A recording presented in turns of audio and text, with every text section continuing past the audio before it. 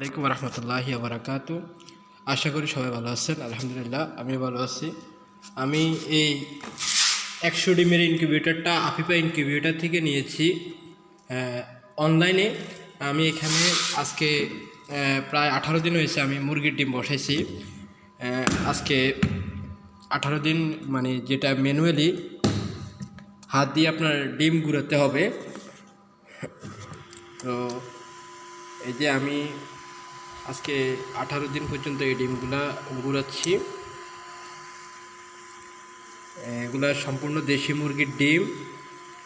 যদি আলহামদুলিল্লাহ যদি ভালো একটা হ্যাচিং পাই এবং ভালো একটা ফলাফল পাই, অবশ্যই আমি এই বাচ্চাগুলো বিক্রি করব।